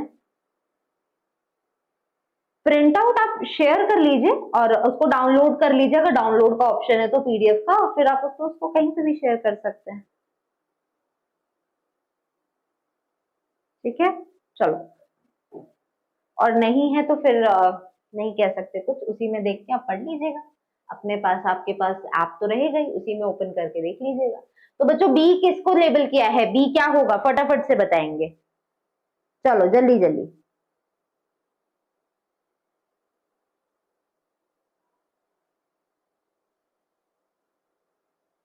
बच्चों देखो, जो आप लोग को इधर मैंने बताया, अभी लग रहा है इसका आंसर किसी को आ नहीं रहा है। ये वाला जो था बी जो है वो नोज पीस है बच्चों, ठीक है, याद रखो। चलो नेक्स्ट क्वेश्चन है बच्चों, मैग्निफिकेशन और रेजोल्यूशन। मैग्निफिकेशन क्या होता है, ये करता है किसी भी इमेज को बड़ा, मैग्नीफाई करने का मतलब इमेज को बड़ा करना। तो मैग्निफिकेशन बताता है कि कितनी इमेज को हम बड़ा करके देख सकते हैं। टोटल मैग्निफिकेशन का फॉर्मूला निकल कर आता है ऑक्यूलर लेंस जो है, यानी कि जो आईपीस लेंस है आपके पास, इनटू ऑब्जेक्टिव लेंस। अब ऑब्जेक्टिव लेंस जो है उसका अपना कुछ मैग्निफिकेशन होगा, लेट्स कंसीडर वो 40x का है, और ऑक्यूलर लेंस जो है लेट्स कंसीडर वो 10x का है। तो ये 10 गुना ज्यादा इमेज को बड़ा करके दिखा रहा है, और ऑब्जेक्टिव लेंस 40 गुना ज्यादा इमेज को बड़ा करके दिखा रहा है। तो इसका मतलब टोटल जो है वो 400 गुना ज्यादा इमेज को बड़ा करके दिखाया जाएगा इन दोनों लेंस के बीच से देखा जाए तो एक 10x का है और दूसरा 40x का भी हो सकता है और 30x का भी होता है, ऐसे होता है। तो मैग्निफिकेशन मतलब किसी भी इमेज को हम कितना बड़ा करके देख रहे हैं। जैसे कि अगर मैं यहाँ पे ये स्लाइड ओपन की हूँ, तो अगर मैं इसको इस तरह से जूम इन करती हूँ, तो इसका मतलब मैं क्या कर रही हूँ, उसको मैग्नीफाई कर रही हूँ, बड़ा करके देख रही हूँ। वही ऐसा भी हो सकता है कि जब मैं इसको जूम इन कर रही हूँ तो ये जो इमेज है ये फट भी सकती है, या क्लैरिटी में इसका दिक्कत आ सकता है जब हम मैग्निफिकेशन करते हैं। तो इसके लिए हम लोग दूसरा टर्म समझेंगे, रेजोल्यूशन। रेजोल्यूशन बताता है कि कितनी इमेज साफ है या क्लियर है। तो क्लैरिटी ऑफ इमेज किससे समझ में आती है, रेजोल्यूशन से। अगर हमें क्लियर डिटेल्स जाननी है कि एक इमेज में हमें क्या क्या चीजें दिख रही है, तो उसको हम रेजोल्यूशन कहते हैं। अब आज के टाइम पे इमेज बड़ा करेंगे करके आप फोटोज देख रहे हैं, उससे ज्यादा इंपॉर्टेंट क्या है कि इमेज एकदम साफ हो, फोटोज भाई जो आए वो एकदम क्लियर आनी चाहिए, साफ आनी चाहिए, है ना। तो इसको आप प्रायोरिटी ज्यादा देते हैं। तो रेजोल्यूशन बताता है इमेज कितनी साफ और क्लियर है, और मैग्निफिकेशन बताता है कि इमेज को हम कितना जूम इन करके देख सकते हैं। ये दो डिफरेंसेस हैं। लिमिट ऑफ रेजोल्यूशन का एक फॉर्मूला है, इसको जरूर याद रखिएगा, जिसको डी से रिप्रेजेंट करते हैं, और डी इज इक्वल टू है NA 0.61 लैम्डा, या इसको म्यू साइन अल्फा 0.161 लैम्डा भी हो सकता है। ये फॉर्मूला जरूर याद कर लेंगे, एक रेजोल्यूशन का है। मैग्निफिकेशन में क्या है, ऑक्यूलर लेंस का मैग्निफिकेशन इनटू ऑब्जेक्टिव लेंस का मैग्निफिकेशन, ये मैग्निफिकेशन का फॉर्मूला है। तो ये दोनों फॉर्मूला अच्छे से याद कर लेंगे। मैग्निफिकेशन का एक और फॉर्मूला है, size of image upon size of object. तो ये भी फॉर्मूला इसका निकल कर आता है, ठीक है। यहाँ पे जो फॉर्मूला है आपका NA, यहाँ पे आपने जो फॉर्मूला देख लिया यहाँ पे जो कि है NA 0.61 लैम्डा, इसमें जो आप देख पा रहे हैं NA है, ये यहाँ पे ये सब चीजें क्या बता रहा है, इसको हम लोग यहाँ पे फटाफट से देख लेते हैं। Na यहाँ पे बता रहे हैं न्यूमेरिकल अपर्चर कितना है माइक्रोस्कोप का, म्यू बताता है रिफ्रैक्टिव इंडेक्स मीडियम का, अल्फा बताता है एंगल कितना है और लैम्डा बताता है वेवलेंथ कितनी है जितनी की लाइट यूज हो रही है। ठीक, आते हैं नेक्स्ट क्वेश्चन पे। नेक्स्ट क्वेश्चन है हमारा explain the working of TEM यानी transmission electron microscope. Transmission electron microscope बच्चों देखो ये एक टाइप का इलेक्ट्रॉन माइक्रोस्कोप है और इसकी वर्किंग सिस्टम पूछ रहा है। अब आप इन सभी का बच्चों डायग्राम्स बहुत बढ़िया से तैयार कर ले जाएंगे। बिल्कुल सही, जितने लोग भी नोज पीस आंसर दिए उसका एकदम सही है बच्चों। बिल्कुल ये क्वेश्चन MGKVP कॉलेज और उससे एफिलिएटेड कॉलेजेस के लिए ही है बच्चों। ठीक है, अभी तो सेकेंड ईयर का बच्चों नहीं है, फर्स्ट ईयर में अब या फर्स्ट सेमेस्टर वाला ही देख लीजिए। ठीक है, अभी उसका हम कुछ बता नहीं सकते, अभी कुछ ऐसा डिसाइड नहीं किया है सेकेंड सेमेस्टर की क्लासेस कब से रहेगी। ठीक है, चलो इसको समझ लो भाई। TEM ट्रांसमिशन इलेक्ट्रॉन माइक्रोस्कोप जो कि एक तरह का इलेक्ट्रॉन माइक्रोस्कोप है, इसकी वर्किंग सिस्टम समझ लेते हैं, ये कैसे काम करता है। पहली चीज तो समझ लो बच्चों, जब इलेक्ट्रॉन माइक्रोस्कोप की बात आती है इसका मतलब यहाँ पे इलेक्ट्रॉन्स का इस्तेमाल होता है और इलेक्ट्रॉन्स जो है उनसे लाइट इमेज यहाँ पे इमेज जो है वो बनती है। इलेक्ट्रॉन माइक्रोस्कोप का इस्तेमाल हम कब करते हैं, जब किसी भी इमेज को हमें डिटेल में जानना होता है कि इसके, जैसे माइटोकॉन्ड्रिया है तो माइटोकॉन्ड्रिया में आप जानते हैं अंदर की मेम्ब्रेन फोल्डेड होती है, उसमें ऑक्सीजोम होता है, उसके अंदर DNA होता है। अब ये सारी चीज आपको माइक्रोस्कोप में कंपाउंड वाले थोड़ी ना दिखेगी, इसके लिए आपको इलेक्ट्रॉन माइक्रोस्कोप का इस्तेमाल करना होगा। अब आपको समझना है कि कॉकरोच का जो एंटीना निकला होता है उसमें कितने हेयर्स होते हैं या उसके आईज में कैसे पिगमेंट्स होते हैं, ये सब समझने के लिए आपको इलेक्ट्रॉन माइक्रोस्कोप का इस्तेमाल करना होता है। इलेक्ट्रॉन माइक्रोस्कोप कंपाउंड से काफी अलग होता है, ये एक बड़ा सा सेटअप होता है और इसमें जो इमेज बनती है वो एक कंप्यूटर स्क्रीन पे बनती है, क्योंकि इसमें हम लाइट का इस्तेमाल नहीं करते हैं, इलेक्ट्रॉन्स का इस्तेमाल करते हैं इमेज को प्रोड्यूस करने के लिए। ठीक है, तो ट्रांसमिशन इलेक्ट्रॉन माइक्रोस्कोपी में जो इलेक्ट्रॉन्स है उनको एक थिन सैंपल पे डाला जाता है। इसमें जो सैंपल या जो स्पेसिमेन यूज होता है जिसको हमें देखना है माइक्रोस्कोप में वो बहुत ज्यादा पतला होता है और इसको जो डायमंड कटर ब्लेड होती है उनसे काटा जाता है ताकि एकदम थिन कटिंग हो पाए। ठीक है, नॉर्मली जो यहाँ पे ऐसी चीजों का हम यहाँ पे ज्यादा यूज करते हैं, normally no scanning required helps the high resolution as compare to SEM। ठीक है, तो यहाँ पे रेजोल्यूशन आपको ज्यादा मिलती है SEM के कंपैरिजन में, यानी स्कैनिंग इलेक्ट्रॉन माइक्रोस्कोप के कंपैरिजन में। बच्चों इलेक्ट्रॉन माइक्रोस्कोप दो तरीके के होते हैं, ट्रांसमिशन और स्कैनिंग। हम यहाँ पे किसका प्रिंसिपल वर्किंग समझ रहे हैं, ट्रांसमिशन की।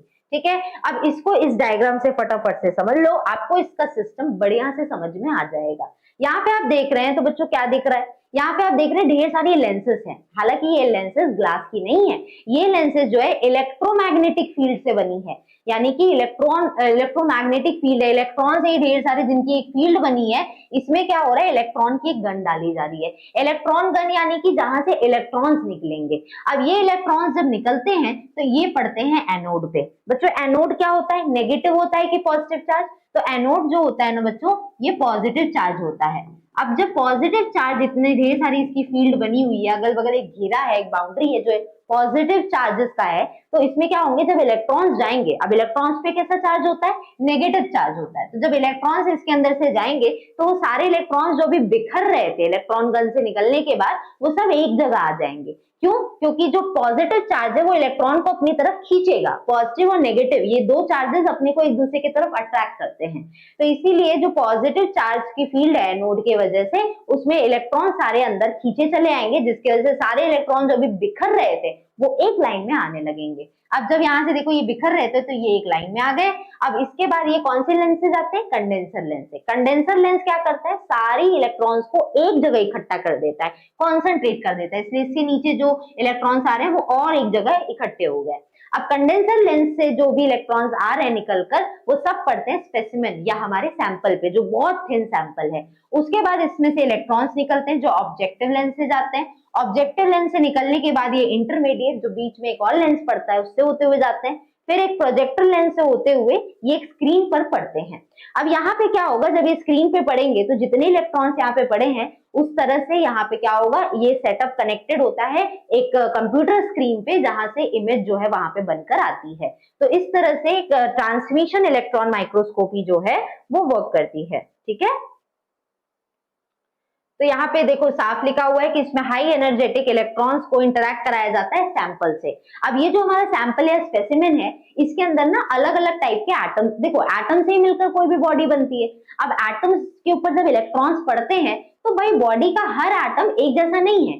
हो सकता है कि बॉडी का जो सिर वाला पोर्शन है, हेड पोर्शन है, वहां पे जो एटम्स हैं वो हैवी हो और जो लोअर बॉडी में जो एटम्स हैं वो हल्के हों।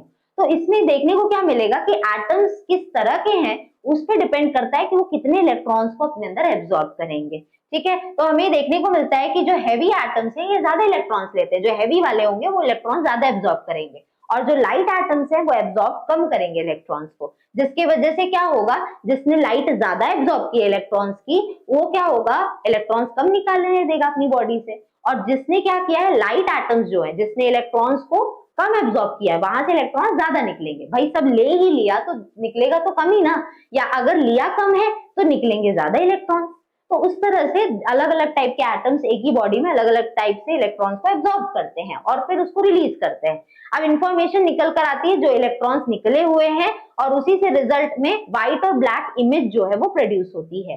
कुछ इस तरह की इमेज आपको देखने को मिलेगी जब एक ट्रांसमिशन इलेक्ट्रॉन माइक्रोस्कोपी से हम इमेज बनाते हैं। तो इससे हम डिटेल वर्जन किसी भी चीज का देख सकते हैं। अब इससे देखो सेल के अंदर क्या क्या चीजें प्रेजेंट है, ये सब जो है इसमें समझ में आ रही है। ठीक है, इन बिटवीन किसी को कोई डाउट? अनुराय, हेलो।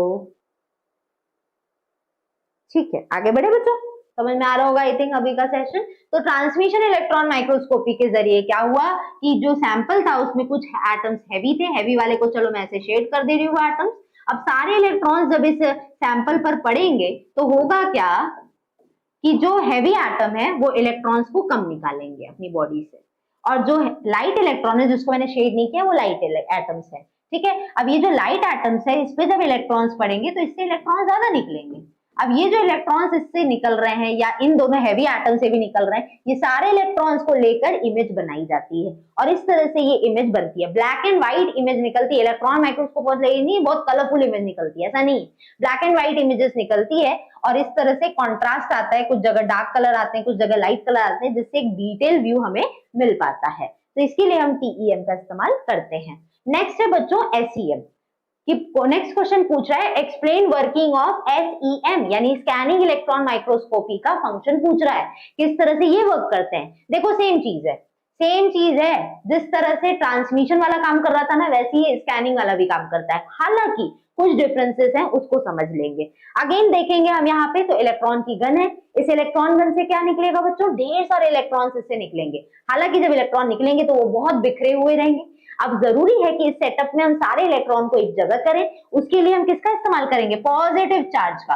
और पॉजिटिव चार्ज का यूज करना मतलब एनोड का इस्तेमाल करना। इसकी एक शील्ड यूज होती है जिससे जितने इलेक्ट्रॉन अभी जो बिखर रहे थे वो सब एक जगह आने लगते हैं। अब इससे क्या होगा, अब जब एक जगह आ रहे हैं तो अब ये पड़ता है मैग्नेटिक लेंसेज पे। ये मैग्नेटिक लेंस कैसी है, इलेक्ट्रोमैग्नेटिक लेंसेज हैं, इलेक्ट्रोमैग्नेटिक लेंस, इलेक्ट्रॉन से बनी हुई ये मैग्नेटिक लेंस है। ये यहाँ पे ये लेंसेज ग्लासेस की नहीं बनी होती है कंपाउंड वाले की तरह। तो ये लेंसेज से अब इलेक्ट्रॉन सारे पास हो रहे हैं। अब फिर यहाँ पे बढ़ता है आगे चल के, ये बैक स्कैटर्ड इलेक्ट्रॉन, ये डिटेक्टर है, इलेक्ट्रॉन डिटेक्टर है, जितने इलेक्ट्रॉन यहाँ से निकल कर आ रहे हैं वो सब इसी पे पता चलते हैं, डिटेक्टर वाली मशीन पे पड़ते हैं। अब आगे चल के आप देख रहे हैं कि एकदम नीचे में सैंपल है, सपोज करो देखो ये एक चीटी लग रही है जैसे, है ना, तो ये सैंपल पे क्या हो रहा है, इलेक्ट्रॉन्स पड़ रहे हैं। अगेन वही चीज होगी, वही कॉन्सेप्ट काम करेगा कि इसकी बॉडी में भी कुछ एटम्स होंगे जो हैवी होंगे, कुछ एटम होंगे जो लाइट होंगे। लाइट वाले इलेक्ट्रॉन्स ज्यादा निकालेंगे, हैवी वाले इलेक्ट्रॉन्स को कम निकालेंगे। अब जितने इलेक्ट्रॉन देखो इधर से वापस निकल रहे हैं, ये इलेक्ट्रॉन डिटेक्टर मशीन इसको पहचान रहा है। साथ ही साथ बाकी इलेक्ट्रॉन जो इधर से निकल रहे हैं वो सेकेंडरी डिटेक्टर, इलेक्ट्रॉन डिटेक्टर पे पड़ रहे हैं। तो डिटेक्टर मशीन पर इलेक्ट्रॉन्स जाते हैं और इसी की वजह से इमेज जो है वो कंप्यूटर स्क्रीन पर बनती है। तो इसकी मदद से हम लोग यहाँ पे क्या करते हैं, इस तरह से इमेज बनाते हैं। तो देखो सेम सिस्टम रहा, जिस तरह से वो वर्क कर रहा था उसी तरह से ये भी वर्क करता है। ठीक है।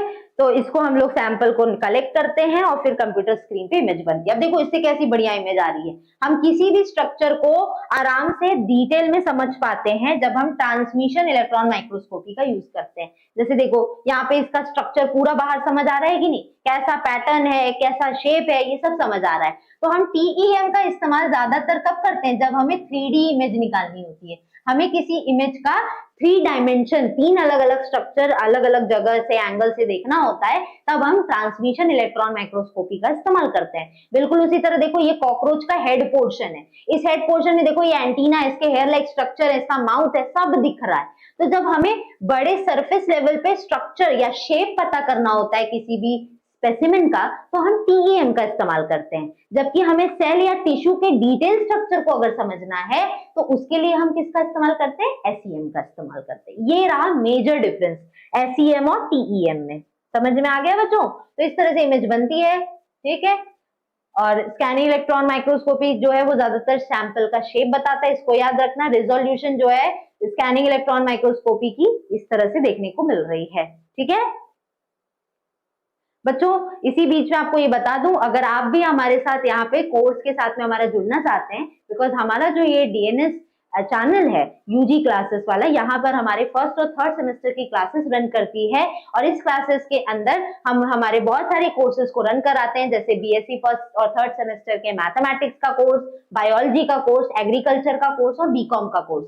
आप भी उनमें से अगर हैं जो तैयारी करना चाहते हैं, बढ़िया तरीके से सारे लेक्चर वीडियोस देखना चाहते हैं, ना सिर्फ ऐसे overall unit wise question series, बस साथ ही साथ आप डिटेल में सारी चीजों को समझना चाहते हैं, आगे चल के और बढ़िया कॉम्पिटिटिव लेवल में तैयारी करना चाहते हैं, जिसपे आपका BSc का कमांड अच्छा होना चाहिए, तो उसके लिए आप हमारे कोर्स के साथ में जरूर जुड़िए।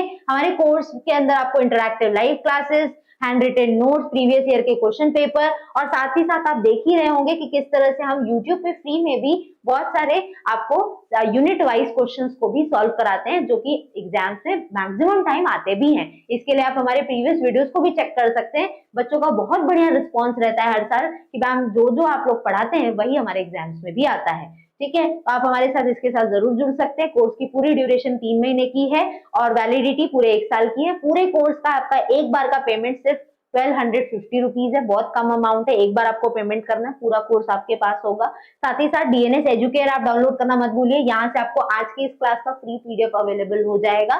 साथ ही साथ अगर आपको हमारे इस कोर्स के साथ में अगर जुड़ना है, उसके साथ कोई भी और भी इंफॉर्मेशन आपको चाहिए, तो यहाँ पे WhatsApp नंबर डिस्प्ले हो रहा है, इस पे कॉन्टैक्ट करके जरूर पूछ लीजिए, ठीक है। ये इतनी रही इन्फॉर्मेशन। नेक्स्ट क्वेश्चन पे आते हैं। नेक्स्ट क्वेश्चन है right short notes on autoclave. Autoclave पे बोल रहा है शॉर्ट नोट्स लिखो। ऑटोक्लेव के बारे में अभी हमने वेरी शॉर्ट आंसर क्वेश्चन में देखा कि नहीं?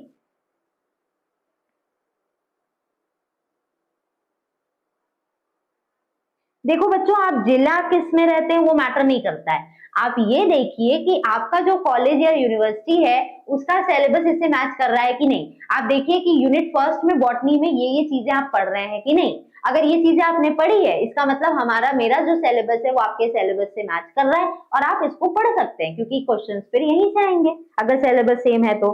क्योंकि इतना हमें पता होता है कि क्वेश्चंस जो है वो कहाँ से आएंगे, ठीक है। इतना आइडिया जो है वो हम अपने तरफ से जरूर लगाते हैं, क्योंकि बीते कई सालों से हम सेमेस्टर एग्जाम्स के प्रिपरेशन बच्चों को करवा रहे हैं, ठीक है।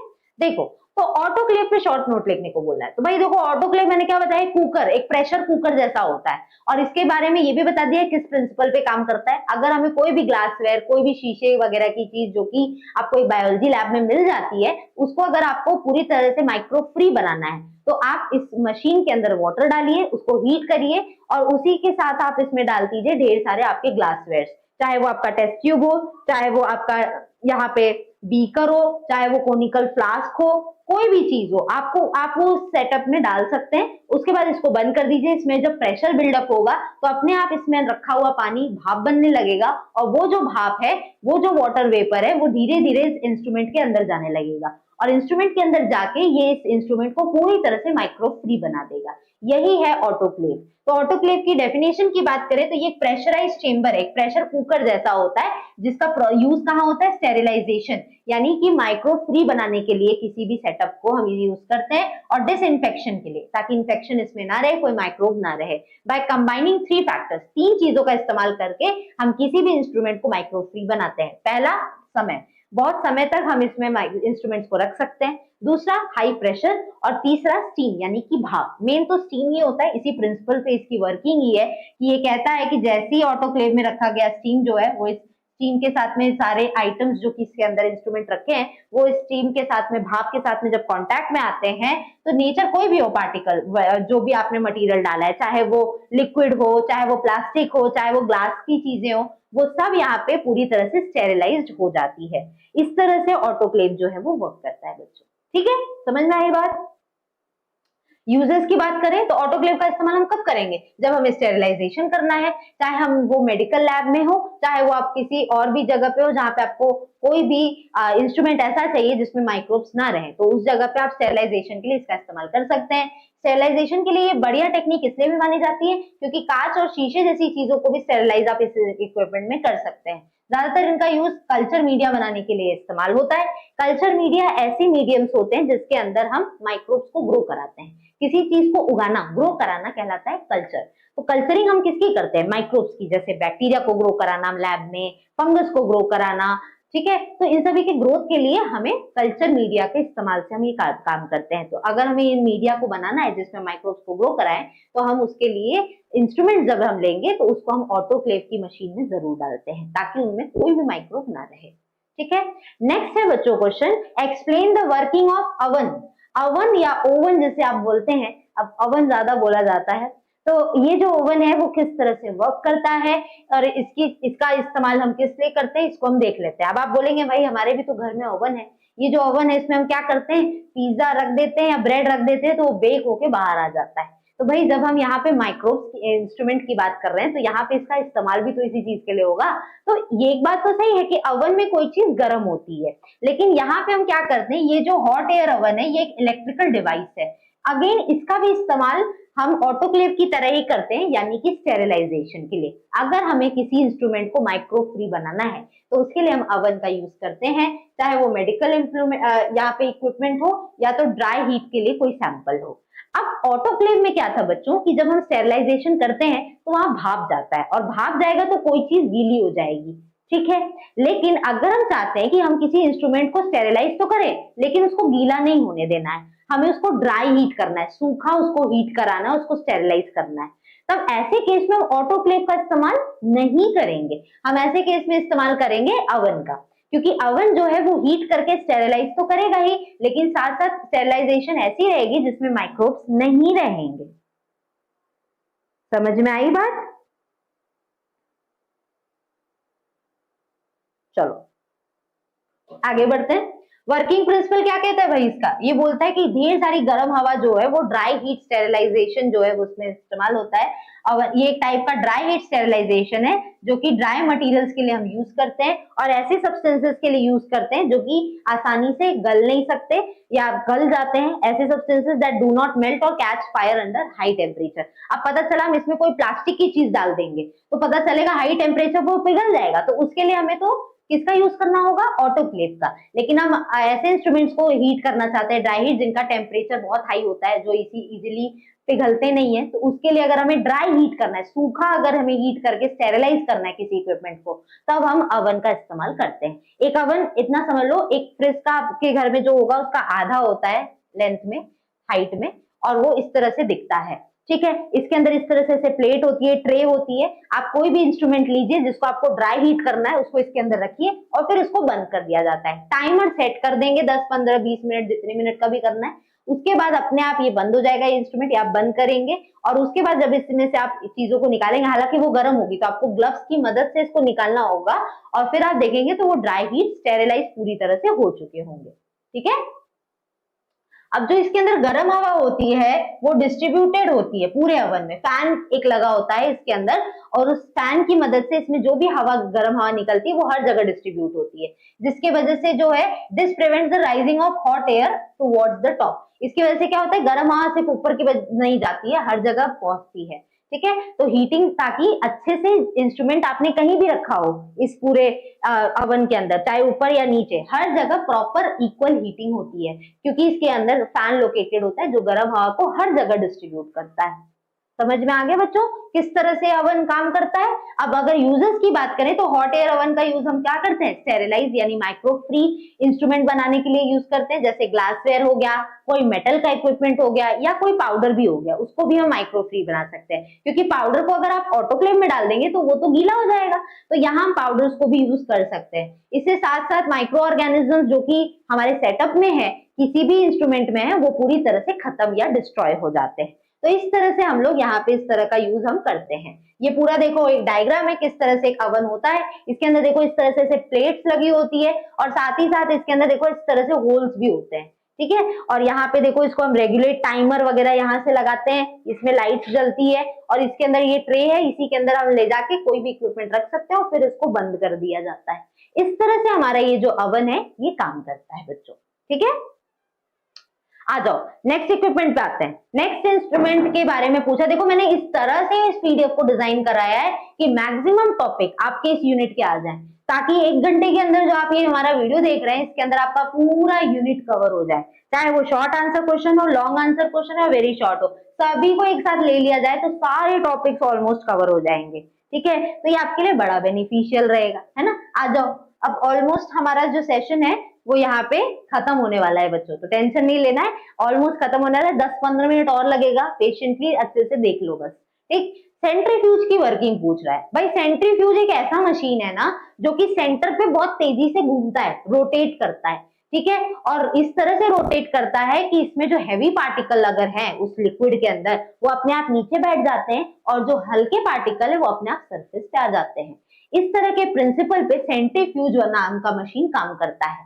ये इसको कंपेयर करो आपके घर में रखा हुआ मिक्सचर से। आपके घर में मिक्सचर है जो कि ऑलमोस्ट हर दिन इस्तेमाल होता है, चाहे आपकी मम्मी को कोई मसाला पीसना हो, चाहे घर में चटनी बननी हो, चाहे आपका कोल्ड कॉफी क्यों ना बनना हो, आप इसके लिए मिक्सचर का इस्तेमाल तो करते हैं। अब ये जो मिक्सचर है वो किस सेटअप पे काम करता है, वो इसी सेटअप पे वर्क करता है। आप मिक्सचर को जब रखते हैं, उसके अंदर जो भी चीजें आपने डाली, जब आप उसका नॉब ऑन करते हैं तो क्या होता है, उसमें रखा जो सेंटर पे ब्लेड है वो तेजी से घूमना शुरू करता है, जिसके वजह से हल्के पार्टिकल ऊपर आ जाते हैं और उसमें लिक्विड में अगर कोई हैवी पार्टिकल है वो तो नीचे बैठ जाता है। इसी वर्किंग सिस्टम पे ये हमारा मशीन भी काम करता है। हालांकि ये इतना बड़ा ही मशीन होता है, ठीक है। अगर हमें सपोज करो कोई सैंपल है जिसमें से हमें क्या करना है, हैवी पार्टिकल या प्रोटीन को अलग करना है, तो हम इस सेटअप का इस्तेमाल करते हैं। देखो ये ऐसा कुछ सेटअप होता है, ठीक है।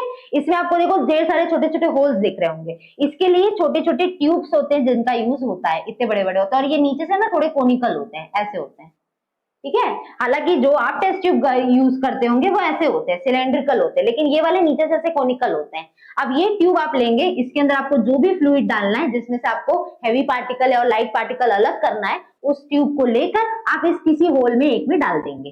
साथ ही साथ इसी के जस्ट सामने वाला जो होल होगा उसमें भी आप एक इसी तरह का ट्यूब लेंगे और उसमें उतने ही अमाउंट का लिक्विड डाल देंगे। ये क्यों करना है, क्योंकि ताकि ये बैलेंस हो जाए, क्योंकि अगर एक जगह से हैवी हो जाएगा ये जगह तो अपने आप इसमें का जो प्रेजेंट लिक्विड है ना वो बाहर निकल सकता है जब हम इसको तेजी से रोटेट कराएंगे। तो इसलिए इसको बैलेंस में लाने के लिए जितना हम इस पिपेट में अंदर यहाँ पे डालेंगे जितना लिक्विड, उतना ही उसके सामने वाले होल में भी उतना ही लिक्विड डालेंगे, ताकि जब हम इसको बंद करें, यहाँ से रोटेट करें, ठीक है, आरपीएम होता है रोटेशन पर मिनट, उसके हिसाब से हम इसको जब रोटेट करेंगे तो ये तेजी से घूमेगा और फिर हैवी पार्टिकल नीचे बैठ जाएगा और लाइट पार्टिकल सरफेस पे आ जाएगा। तो इस तरह से बच्चों सेंट्रीफ्यूज मशीन काम करता है, यही इसका प्रिंसिपल है।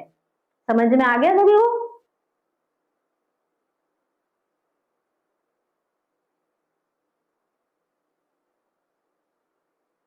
चलो आगे बढ़े।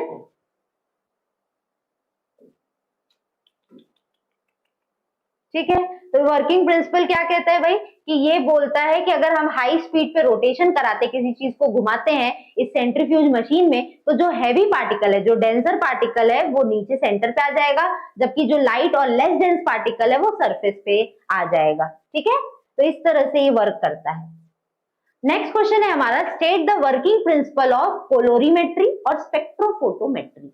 इन दोनों का वर्किंग प्रिंसिपल पूछ रहा है। ये ऑलमोस्ट हमारा सेकेंड लास्ट क्वेश्चन है। इसके बाद है हमारा लास्ट क्वेश्चन फर्मेंटेशन। बस 2 क्वेश्चन और बचे बच्चों, इसको लेकर 2 क्वेश्चन और बचे हैं। ठीक है, तो देख लो, सुन लो ध्यान से। कोलोरीमेट्री जो है बच्चों, ये एक ऐसी टेक्निक है जिसकी मदद से हम क्या करते हैं, किसी भी सोल्यूशन के अंदर कंसंट्रेशन पता करते हैं जो चीज की उस सोल्यूशन में मिलावट है, ठीक है, कैसे, उसको एक कलर देके, ठीक। तो कोलोरीमेट्री कलर वर्ड से बना है। इस मशीन के अंदर हम क्या करते हैं, इसमें टेक्निक के अंदर हम लोग क्या बोलते हैं, कोलोरीमीटर जो है वो मशीन है, कोलोरीमेट्री टेक्निक है। तो इस टेक्निक के जरिए हम क्या करते हैं, अगर सपोज करो मार्केट में कोई साबुन आया, अब उन्होंने बोला भाई जिनका वो साबुन या सोप है, उन्होंने बोला कि हमारे इस सोप में चंदन भी है, हल्दी भी है, सब है। अब आपको तो क्या आप सुन लेंगे तो बिलीव कर लेंगे? नहीं। जब कोई मार्केट में आपको कोई प्रोडक्ट निकालना है तो उसका टेस्टिंग की जाती है। अब उस टेस्टिंग के लिए इसी टेक्निक का इस्तेमाल करते हैं। कोलोरीमेट्री टेक्निक के जरिए करते क्या है कि उन्होंने दावा किया कि भाई हमारे सोप में चंदन भी है, हल्दी भी है, ठीक है। अब उसके लिए हम क्या करेंगे, उन्हीं का वो सैंपल ले लेंगे और उसमें हम देखेंगे कि क्या एक्चुअल में इनके सैंपल में जो ये दावा कर रहे हैं कि ये दो चीजें हैं वो है या नहीं। उसी के लिए हम कोलोरीमेट्री टेक्निक का इस्तेमाल करते हैं। तो ये बोलता है, ये डिटरमाइन करता है जो कंसंट्रेशन है सोल्यूशन का, हैविंग कलर उसका कैसा है उसको हम आइडेंटिफाई करते हैं। ये मेजर करता है इंटेंसिटी ऑफ कलर, ये देखता है कि कलर कितना डार्क या लाइट आ रहा है और उसी बेसिस पे बताएगा कि किसी भी सैंपल में किसी चीज की मिलावट या कंसंट्रेशन कम है या ज्यादा। तो उस चीज का पता लगाया जा सकता है। कलर जितना डार्क आएगा इसका मतलब उस सैंपल में उस चीज की मिलावट ज्यादा है, और अगर सैंपल का कलर हल्का आएगा इसका मतलब उस चीज की मिलावट कम है। तो कोलोरीमेट्री में क्या होता है, जो कलर है सैंपल का उसको कंपेयर किया जाता है स्टैंडर्ड कलर से। भाई वो एक पूरा एक कह सकते हैं एक सामने एक रेफरेंस के लिए रहता है कि भाई ये कलर आएगा तो समझ लो इतना इतना मिलावट है। तो रेफरेंस के लिए कलर के लिए ऑलरेडी एक बैंड बना रहता है कि ये कलर अगर है तो इस चीज का मतलब ये है। तो इस तरह से कोलोरीमेट्री में जो कलर है सैंपल का, जो भी कलर आएगा, सपोज करो मार्केट में जो सोप आया था उसी का ये कलर आ गया, सपोज करो लाइट कलर आ गया। अब उसको हम देखेंगे कि स्टैंडर्ड अगर कलर देखे तो ये कलर का मतलब क्या होता है, उससे हम कंपेयर करते हैं और पता करते हैं कोई चीज की मिलावट कितनी है। तो कोलोरीमेट्री एक ऐसी टेक्निक है जिससे हम कंसंट्रेशन पता करते हैं किसी भी सोल्यूशन में किस चीज की मिलावट या किसी चीज की मात्रा कितनी है, किस बेसिस पे, उनके कलर के बेसिस पे, कि उसके अंदर कितना कलर जो है वो निकल कर आ रहा है। इसी को बोलते हैं कोलोरीमेट्री। दूसरा क्या है बच्चों, स्पेक्ट्रोफोटोमेट्री। ये क्या बताता है, ये एक ऐसा टेक्निक है जो मेजर करता है कि कितना केमिकल सब्सटेंस लाइट को एब्जॉर्ब करता है by measuring the intensity of light as the beam of light passes through the sample. अब ये मेजर करता है कि कितना केमिकल सब्सटेंस जो है वो लाइट को एब्जॉर्ब करता है, ठीक है।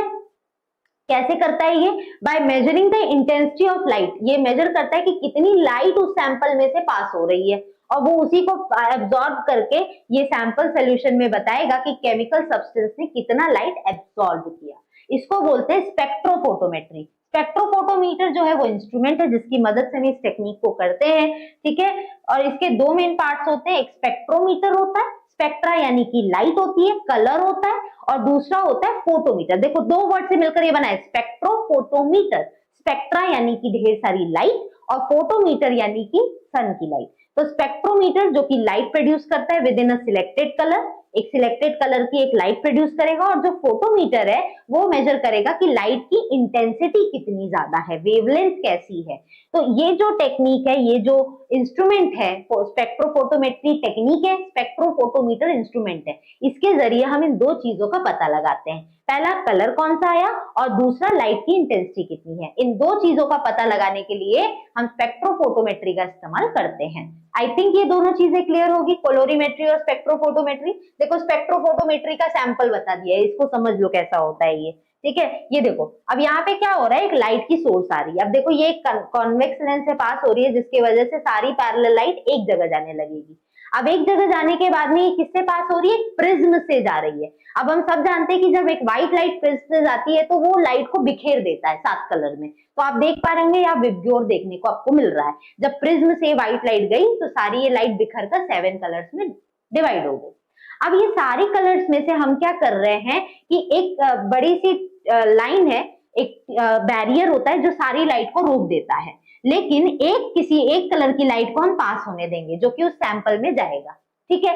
अब हमने यहाँ पे सिलेक्ट कर लिया है कि येलो लाइट है जो इस सैंपल पे पड़नी चाहिए। तो हमने इस तरह से तैयार किया, एक स्लिट बनाया, एक बीच में एक तरह से चीरा लगा दिया जिसकी वजह से सिर्फ येलो लाइट ही इस पूरे लाइट में से पास कर सके और इस सैंपल में जा सके जिस सैंपल के अंदर हमें केमिकल्स को पहचानना है। अब ये देखो ये हमारा सैंपल है, इसी के अंदर हमें सारी चीजों को समझना है। अब इस सैंपल में से जब येलो लाइट पास हो रही है तो सैंपल में से निकलने के बाद में जो लाइट है वो इस डिजिटल मीटर पे जा रही है। अब इसके अंदर जितना रीडिंग आएगा डिटेक्टर की मदद से, मीटर की वजह से हम पता करते हैं कि किस तरह से इसमें लाइट की इंटेंसिटी कितनी है और किस तरह से कलर आ रहा है। तो ये हो गया स्पेक्ट्रोमीटर, ये हो गया फोटोमीटर। इसी तरह से इसी बेसिस पे स्पेक्ट्रोफोटोमीटर की वर्किंग होती है। समझ में आ गया बच्चों? क्लियर है ये चीज कि स्पेक्ट्रोफोटोमीटर की वर्किंग कैसी है? ठीक है। लास्ट हमारा क्वेश्चन है व्हाट इज फर्मेंटेशन और डिस्क्राइब इट्स टाइप। भाई फर्मेंटेशन क्या होता है और साथ ही साथ पूछ रहा है कि इसके टाइप्स कितने हैं। अगेन मैं एक चीज बता दूं बच्चों, जो भी इस आज के सेशन को, लाइव सेशन को देख रहे हैं, उन सभी को मैं बता दूं वापस से कि अगर आपको आज के इस क्लास का पीडीएफ चाहिए तो फटाफट से डीएनएस एजुकेयर ऐप डाउनलोड करो और उसमें फ्री मटेरियल सेक्शन में जाके हमारा पीडीएफ आप ले लीजिए फटाफट से। वहां पे आपको फ्री मटेरियल सेक्शन में हमारा पीडीएफ फ्री में अवेलेबल हो जाएगा। ठीक है।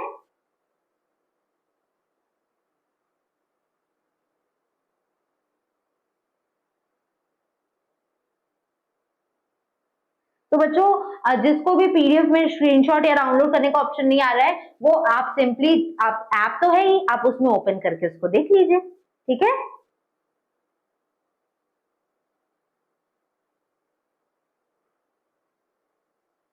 गुड इवनिंग कौशल्या कुमारी, बढ़िया नाम है आपका। तो चलो, तो फर्मेंटेशन और इसके टाइप्स देख लेते हैं। तो फर्मेंटेशन क्या होता है बच्चों? फर्मेंटेशन एक एनारोबिक प्रोसेस है। एनारोबिक यानी जिसमें एयर ना हो। एन मतलब नहीं है, क्या? एयर नहीं है, एयर की एब्सेंस होना, तो इसको हम एनारोबिक प्रोसेस बोलते हैं। फर्मेंटेशन में जो प्रोसेस है वो सेल्यूलर रेस्पिरेशन जैसा होता है, जिसमें पायरुविक एसिड बनता है जब ग्लाइकोलाइसिस होती है। अब ये सब मैं क्या बोल रही हूँ, देखो समझो। फर्मेंटेशन में क्या होता है ना बच्चों, देखो ग्लूकोज जो होता है ना वो एक 6 कार्बन का कंपाउंड होता है, और जब ये टूटता है ना तो इससे बनता है पायरुविक एसिड, और ये जो पायरुविक एसिड है ये 3 कार्बन का कंपाउंड होता है। ग्लूकोज का टूटना और पायरुविक एसिड का बनना, इसी प्रोसेस को बोला जाता है ग्लाइकोलाइसिस। हालांकि ये फर्मेंटेशन नहीं है। अब आगे पायरुविक एसिड जब टूटेगा एनर्जी देने के लिए, तो उसमें प्रोसेस अलग अलग तरीके से होती है। कई बार ये पायरुविक एसिड एयर के प्रेजेंस में टूटता है, और कई बार ये पायरुविक एसिड एयर के एब्सेंस में या एयर के ना होने पे भी टूटता है। तो जब पायरुविक एसिड एयर के ना होने पर, एयर के एब्सेंस में टूटेगा और एनर्जी देगा, तब इसी प्रोसेस को हम लोग क्या बोलेंगे? फर्मेंटेशन बोलते हैं। हालांकि हमारे बॉडी में ऐसा नहीं होता है। हमारे बॉडी में जो भी ग्लूकोज या कार्बोहाइड्रेट हम लेते हैं वो यहाँ पे ऑक्सीजन हमारे बॉडी में, क्योंकि जब तक ऑक्सीजन है तब तक हम जिंदा है, ऑक्सीजन नहीं है तो प्रोसेस क्या होगी, हम उससे पहले ऊपर चल देंगे। तो इसके लिए हमारे बॉडी में तो ये प्रोसेस नहीं होती है, लेकिन कुछ बैक्टीरिया, कुछ ईस्ट, इन सभी के बॉडी में फर्मेंटेशन होता है। मतलब कुछ बैक्टीरिया और ईस्ट ऐसे होते हैं जो ऑक्सीजन के एब्सेंस में भी रेस्पिरेशन करते हैं और पायरुविक एसिड को तोड़कर एनर्जी निकालते हैं। तो उन्हीं के बॉडी की बात हम कर रहे हैं, जिसमें यहाँ पे पायरुविक एसिड बनता है ग्लाइकोलाइसिस से, साथ ही साथ 2 एटीपी भी बनता है। एटीपी एनर्जी का सोर्स है, और नेक्स्ट स्टेप में पायरुविक एसिड लैक्टिक एसिड बना देगा। अब क्या होता है कि जब ऑक्सीजन के ना होने पे पायरुविक एसिड टूटेगा तो वो कुछ और बनाने लगता है। जैसे कई केसेस में ये लैक्टिक एसिड बनाता है, ठीक है। कुछ केसेस में ये क्या करता है? इथेनॉल बनाता है, जैसे कि ईस्ट की बॉडी में इथेनॉल बनता है, और बाकी और प्रोडक्ट्स। तो एब्सेंस ऑफ ऑक्सीजन में पायरुविक एसिड टूटकर कभी लैक्टिक एसिड तो कभी इथेनॉल और कभी और भी अलग अलग प्रोडक्ट्स को बनाता है। इसी प्रोसेस को हम बोलते हैं फर्मेंटेशन। ठीक है। तो ये एक एनारोबिक प्रोसेस हुई, और फर्मेंटेशन जो है वो पूरी तरह से सेलुलर रेस्पिरेशन जैसा है। हालांकि यहाँ पे पायरुविक एसिड टूटकर लैक्टिक एसिड, इथेनॉल या बाकी के और प्रोडक्ट्स बनते हैं।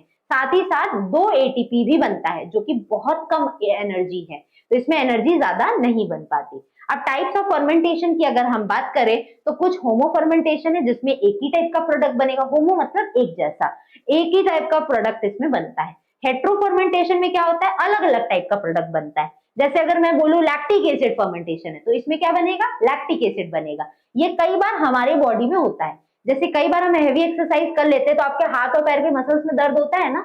ये क्यों होता है? क्योंकि उस समय ग्लूकोज को उतना ऑक्सीजन नहीं मिल पाता है, या पायरुविक एसिड को उतना ऑक्सीजन नहीं मिल पाता है। तो ऐसे में क्या होता है? पायरुविक एसिड टूटकर एनर्जी कम बनाता है, साथ ही साथ वो एक प्रोडक्ट बना लेता है जिसे हम बोलते हैं लैक्टिक एसिड। ये एसिड हमारे मसल्स में जाके इकट्ठा हो जाता है, जिसकी वजह से हमारे मसल्स में हमें दर्द होता है। लैक्टिक एसिड बनने के साथ अल्कोहल भी बनता है, जैसे कि ईस्ट की बॉडी में हो गया। एसिटिक एसिड और ब्यूट्रिक एसिड जैसे प्रोडक्ट्स भी बनते हैं। इसी को बच्चों हम लोग बोलते हैं फर्मेंटेशन। आई होप आज की जो पूरी क्लास है ये आपको अच्छे से समझ में आई होगी। जाते जाते बच्चों आज के इस क्लास में एक चीज और इम्पोर्टेंट सुनते जाओ। अगर आप भी उनमें से जो फर्स्ट और थर्ड सेमेस्टर की प्रिपरेशन करना चाहते हैं, सारे कोर्सेज को अच्छे से समझना पढ़ना चाहते हैं, तो आप हमारा ऑनलाइन कोर्स नवोदय बैच जरूर ज्वाइन करिए। इस कोर्स के अंदर हम BSc mathematics, BSc biology, agriculture, BCom जैसे कोर्सेज को रन कराते हैं और सारी चीजों को अच्छे से समझाते हैं। पूरी जो क्लासेस है ये हमारे ऐप पर, डीएनएस एजुकेयर ऐप पर चलती है और उसके साथ साथ आपको हमारे यहाँ पे सारे लाइव क्लासेस ऐप पर चलेगी। साथ ही साथ लाइव डाउट क्लासेस आपको क्लियर कराई जाएगी। आपको हैंड रिटन नोट्स यहाँ पे फ्री में अवेलेबल कराए जाएंगे। प्रीवियस ईयर के क्वेश्चन पेपर आपको मिल जाएंगे, जिससे आपको अंदाजा लगेगा कि आपको किस क्वेश्चंस को या किस टॉपिक को ज्यादा पढ़ना है अच्छे से। वन शॉट रिवीजन आपको कराए जाएंगे, जो कि अभी आप देख ही रहे हैं, यूनिट वाइज आपका ये शॉर्ट रिवीजन चल रहा है। और साथ ही साथ आपको मेंटरशिप प्रोग्राम जो भी टीचर्स आपको पढ़ा रहे हैं उनके थ्रू मिलेगी। ये पूरा कोर्स 3 महीने का कोर्स है। हालांकि पेमेंट आपको एक ही बार करनी है और वो सिर्फ और सिर्फ 1250 है। इतना पेमेंट करके आप हमारे कोर्स को परचेज कर सकते हैं और ये पूरा कोर्स आपके पास एक ईयर के लिए, 1 साल के लिए अवेलेबल रहेगा। तो जल्दी से जल्दी देरी मत करिए, डीएनएस एजुकेयर आप हमारा डाउनलोड करिए और ये आज का ये फ्री पीडीएफ अवेलेबल कराइए। साथ ही साथ हमारे कोर्स के साथ भी जरूर ज्वाइन करिए। आप प्रीवियस कुछ वीडियोस हमारे देख सकते हैं, बच्चे बहुत अच्छा परफॉर्म करते हैं जब भी हमारे सेमेस्टर कोर्सेज के साथ जुड़ते हैं और बहुत अच्छी तरह से स्कोर कर पाते हैं। अब अगर आपको इस बैच के साथ में जुड़ने के लिए और कोई भी जानकारी चाहिए तो दिए गए व्हाट्सएप नंबर पे जो आपको स्क्रीन पे दिख रहा है, इस पे कांटेक्ट करके सारी इंफॉर्मेशन आप ले सकते हैं। ठीक है बच्चों, सभी को बहुत सारा थैंक यू आज की इस क्लास को जुड़ने के लिए। करीब करीब 18-19 बच्चे यहाँ पे जुड़ गए थे पहली ही क्लास में। इतना सारा प्यार दिखाने के लिए बहुत बहुत थैंक यू बच्चों। इसी तरह से और भी क्लासेस जो है वो करते रहिएगा। अजय क्या हो गया भाई, ऐसा नहीं है कि सिर्फ गर्ल्स का रिप्लाई देगी भाई, मैं तो पढ़ भी नहीं रही हूँ कौन है क्या है, मैं सिर्फ आपके ऑप्शन क्वेश्चन देख रही हूँ। ठीक है, यूपी बोर्ड में भी चलेगा, बोल तो रही हूँ मैं। आपकी यूनिवर्सिटी में कोई बोर्ड तो होता नहीं है। यूनिवर्सिटी की हम बात कर रहे हैं ना, जब आप बीएससी कर रहे हैं तो वहां पे आपका कोई बोर्ड थोड़ी ना है। वहां पे तो सभी के लिए, चाहे वो यूपी बोर्ड का बच्चा हो चाहे सीबीएसई का हो, सभी के लिए एक ही सिलेबस होता है। हालांकि आप सिलेबस चेक कर लीजिएगा कि आपके यूनिट 1 में ये सिलेबस है या नहीं, तो आप बिल्कुल पढ़िए अगर आपका सिलेबस मैच कर रहा है तो। ठीक है,